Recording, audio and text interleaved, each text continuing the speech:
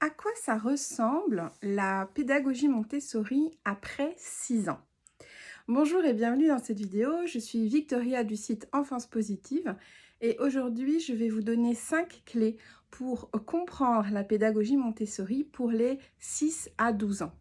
Et je ne sais pas si vous avez déjà remarqué, mais Internet regorge d'informations pour les enfants jusqu'à 6 ans. Donc, il vous suffit de taper Montessori sur Internet et vous allez trouver énormément d'informations, pas toutes vraies d'ailleurs. Beaucoup sont erronées, beaucoup sont partielles, beaucoup sont trop vulgarisées, mais vous trouvez des informations. Sur YouTube, vous en trouvez aussi. Et puis, dans vos librairies préférées, vous allez aussi trouver des ressources. Et par contre, après 6 ans, alors là, c'est un peu le trou noir.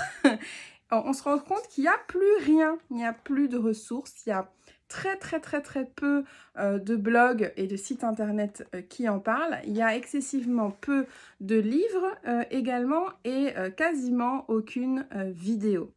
Alors, je fais partie de ce système, puisque c'est vrai que jusqu'à maintenant, j'avais essentiellement parlé du premier plan de développement, comme dit Maria Montessori, c'est-à-dire les 0-6 ans. Bien que je sois formée jusqu'à 12 ans et que je me sois beaucoup informée pour les adolescents, jusqu'à maintenant, je vous ai essentiellement parlé des 0-6 ans.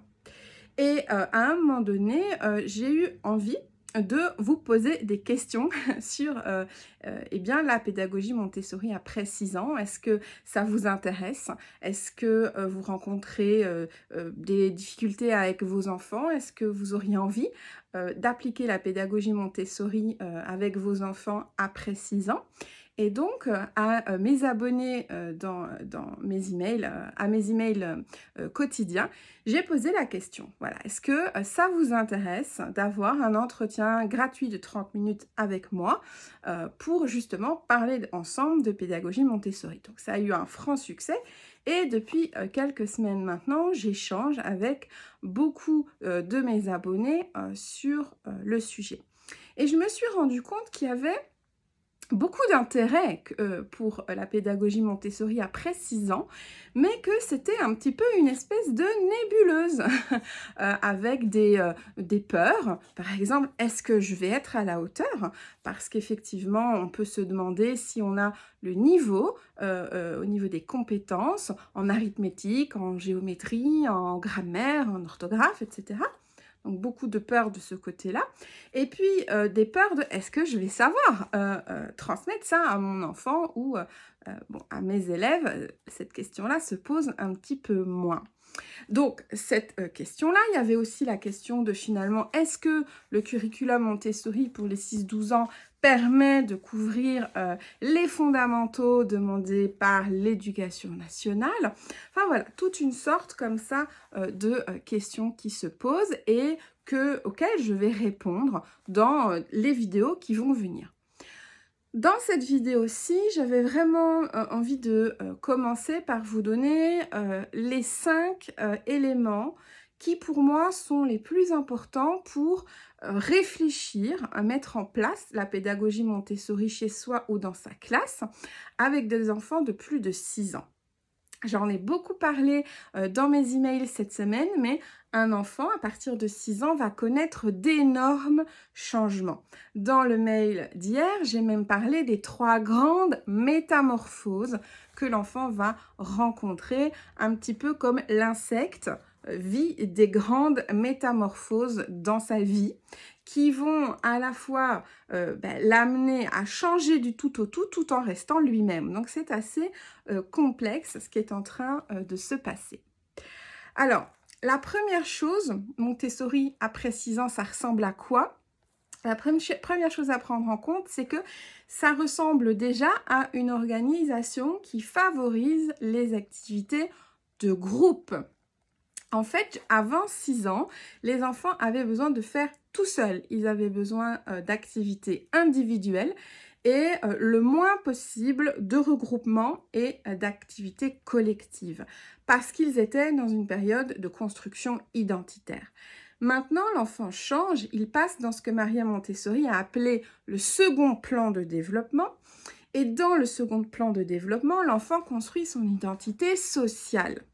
Donc, il a besoin d'être avec les autres, il a besoin d'élargir son champ des relations sociales, il a besoin de partir à la rencontre du monde et donc de tout simplement de sortir dans le monde, de rencontrer l'autre. Donc, c'est vraiment un de ses besoins fondamentaux, c'est de rencontrer l'autre. Ça veut donc dire que dans une classe ou dans un espace de travail Montessori 6-12, on va faire en sorte que les enfants puissent, s'ils le veulent, travailler en groupe. Donc, on va créer dans l'espace des blocs de table pour favoriser le projet de groupe.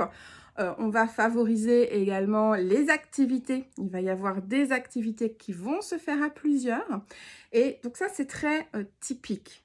C'est-à-dire qu'avant, l'enfant, s'il voulait prendre un jeu ou un matériel, alors tout n'était pas faisable en groupe, hein, les plateaux de vie pratique en 3-6 ans, en groupe ça ne va pas.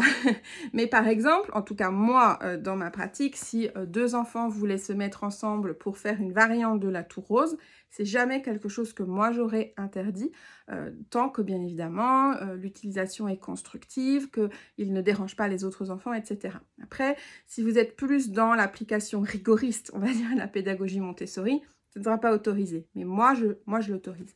Par contre, après 6 ans, on va vraiment favoriser ça. On va penser l'environnement de façon à se dire comment est-ce que je peux organiser l'espace et organiser les activités pour qu'ils puissent faire en groupe. Et voyez, si je fais juste une pause 2 secondes, c'est complètement l'inverse de ce qui se passe dans un système plus traditionnel, où en maternelle, on va mettre tout le monde dans du collectif, avec des regroupements, avec des activités collectives, et où le passage en primaire va quand même se marquer clairement par l'attribution d'un pupitre individuel ou en binôme, mais l'attribution d'un pupitre auquel il doit rester et dans une organisation où justement on va lui demander de travailler la plupart du temps seul et on ne va pas valoriser justement l'entraide, on va considérer ça comme du bavardage ou comme de la triche. Alors je caricature un petit peu bien évidemment, et bien évidemment que beaucoup d'enseignants aujourd'hui ont compris que ces deux systèmes de fonctionnement-là n'étaient pas les meilleurs moyens d'aider les enfants à se sentir bien dans leurs apprentissages et puis dans leur vie. Mais on va dire que si je devais schématiser, c'est encore comme ça que ça se construit. Montessori va fonctionner à l'inverse, de l'individuel en maternelle, du collectif en primaire, avec naturellement toujours la possibilité pour l'enfant de s'adonner à des projets individuels également. Dans la deuxième chose que je voulais vous dire dans cette vidéo, c'est que Montessori après 6 ans, ça ressemble à du matériel et à un espace qui favorise l'auto-éducation. Ça veut dire quoi? Ça veut dire que traditionnellement, le passage au cycle élémentaire, donc 6-12, il est quand même marqué par l'acquisition de la lecture.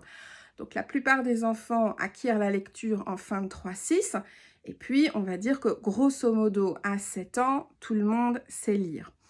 Ici, l'auto-éducation, qu'est-ce que ça veut dire? Une fois que l'enfant sait lire, bien tous les possibles lui sont ouverts. Le monde lui est accessible. Ça va correspondre aussi à un autre besoin chez l'enfant. Cette fois-ci, ce n'est pas un besoin d'interaction sociale, c'est un besoin de compréhension et un besoin de comprendre par soi-même. Il en a un peu marre qu'on lui montre tout le temps des choses, même s'il va se poser énormément de questions et qu'il va vous poser probablement énormément de questions parce qu'il veut comprendre le monde, il veut le comprendre par lui-même. Donc il a besoin d'apprendre et de comprendre et de penser par lui-même.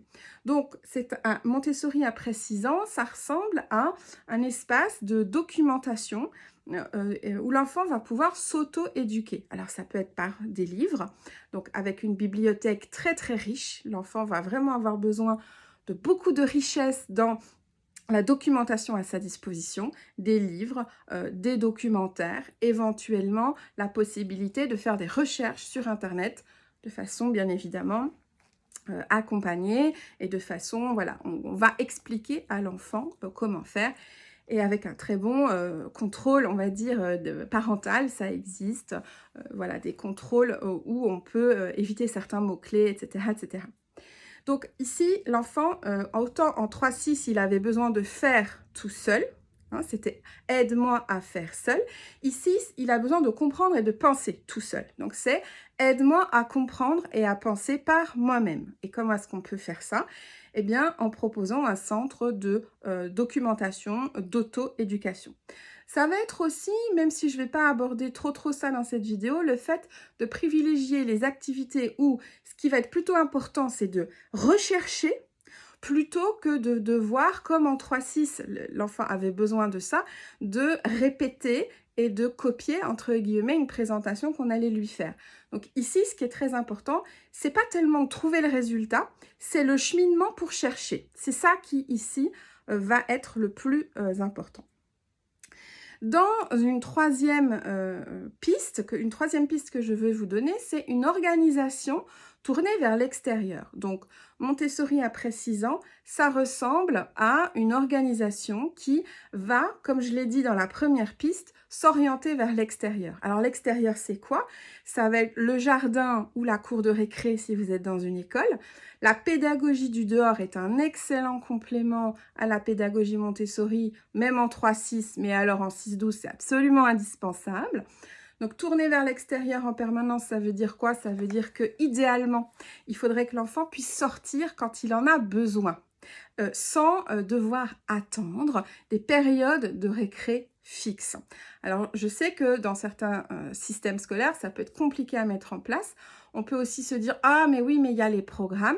En fait, rien n'est plus important pour l'enfant de 6 à 12 ans que ça, parce que c'est cette hygiène corporelle qu'il va avoir qui va lui permettre de mieux se concentrer sur ses apprentissages. Et je vais même aller plus loin.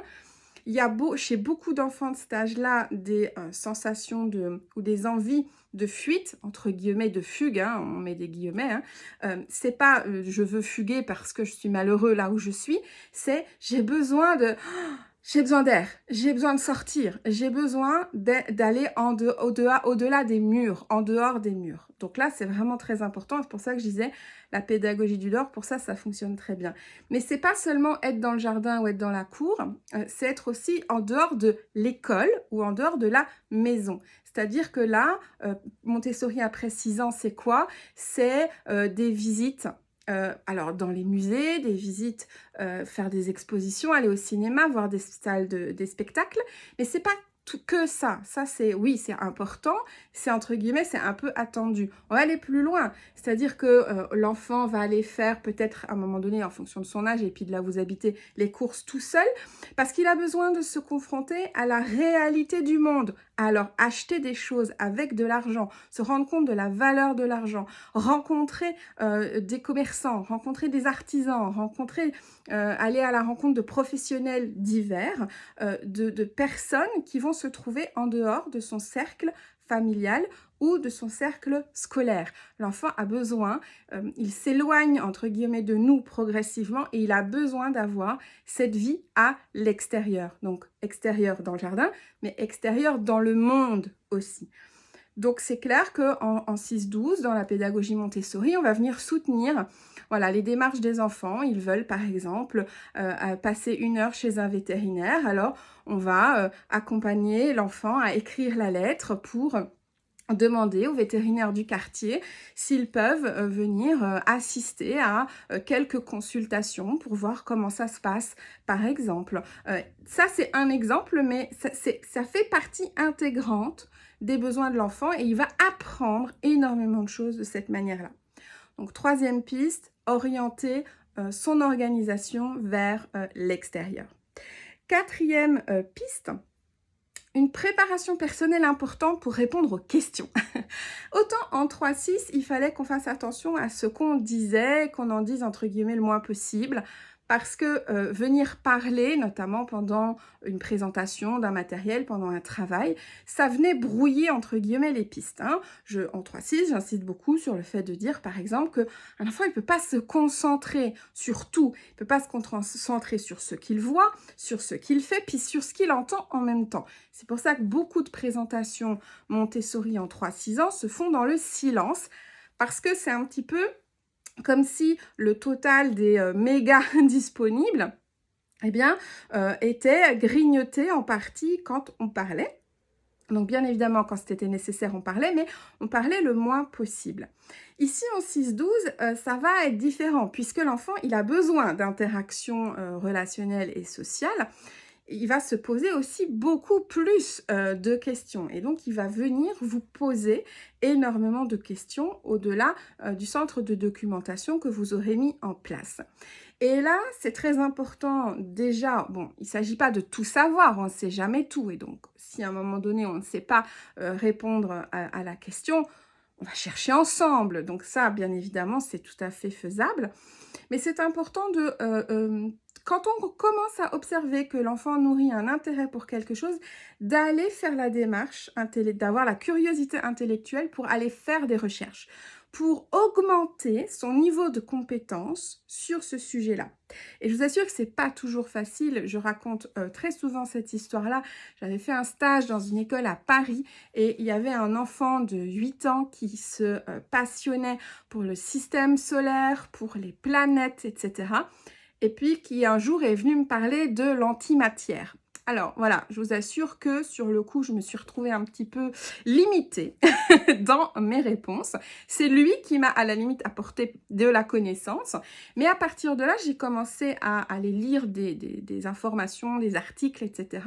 pour pouvoir au moins soutenir la conversation et pour pouvoir le renseigner. Alors pas forcément pour donner toutes les réponses, puisque je vous ai dit tout à l'heure que le plus important c'était d'amener à réfléchir, mais au moins justement pour soutenir la conversation et pour avoir une conversation qui soit intéressante pour lui et puis qui lui amène des questionnements, puis il a envie d'en savoir plus. Et donc justement ici, au-delà de cette curiosité intellectuelle qui va être important de développer si on ne l'a pas forcément sur certains sujets, ça va être de trouver le bon dosage dans ce qu'on va dire. C'est-à-dire que, donc, comme je viens de le dire, l'enfant, il a besoin qu'on soutienne un minimum la conversation. Mais si on lui donne toutes les réponses, il n'y a plus de raison pour lui d'aller chercher. Donc, quelque part, on paralyse cet esprit raisonnant que l'enfant est devenu. Il est passé de l'esprit absorbant à l'esprit raisonnant. Et on va venir couper l'herbe sous le pied de l'enfant, quelque part. Pourquoi est-ce qu'il irait faire des recherches si on lui a donné toutes les informations? Donc, ça va être très important ici de venir doser entre dire la vérité. Donc, quand on va parler avec un enfant, quand on soutient une conversation, quand on va échanger avec lui sur un sujet, donc on va dire la vérité, on n'invente pas, on ne commence pas à raconter des bobards. Mais par contre, on ne va pas dire toute la vérité. Et c'est ce dosage-là qui est parfois pas évident à avoir. Pas dire toute la vérité, c'est donc à la fois pour pas que l'enfant se retrouve avec pourquoi j'irais encore faire des recherches, elle m'a tout raconté, hein, mais aussi pour pas aller au-devant de ses besoins, et notamment sur des questions qui sont typiques en 6-12, par exemple sur la religion. L'âge 6-12 ans, c'est un âge où on va commencer à se poser énormément de questions sur la spiritualité, sur l'invisible, sur l'existence de Dieu, etc. C'est tout à fait normal et ça n'a rien à voir avec l'éducation, c'est en lien avec le développement du cerveau de l'enfant qui, comme je l'ai dit, est devenu un esprit raisonnant. Et donc, il adore rentrer dans des réflexions abstraites. Donc, ici, on ne va pas trop en donner pour pas couper la motivation de l'enfant, pour pas éventuellement aller trop loin dans ce qu'on va lui dire. Et donc ça, c'est vraiment très important de lui laisser, en fait, cette marge qui est la marge de l'imagination. Parce que l'enfant va pouvoir comprendre le monde par son imagination. Ce qui va lui permettre de réfléchir au monde, c'est son imagination. Donc, très important. Et puis en plus, ça travaille le libre arbitre, ce qui est quand même important. On n'est pas là pour lui dire comment penser, on est là pour venir soutenir avec lui la conversation et faire émerger des questions qui sont plus importantes que les réponses.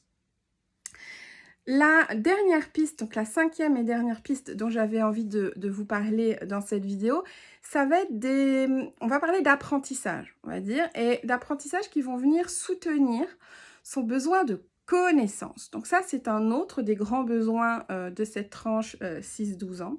C'est le besoin de connaissance, le besoin de savoir, le besoin de développer, pas forcément des compétences, mais vraiment des connaissances. Les enfants vont naturellement se poser des questions, on en a déjà parlé tout au long de cette vidéo, et donc ici, ça est très important de savoir quel matériel, quelles activités, comment est-ce qu'on va pouvoir soutenir ça chez l'enfant. Parce qu'on est sur une période qui est très fragile, c'est-à-dire que l'enfant, il est sur un fil. Et on peut très rapidement basculer d'un côté à l'autre.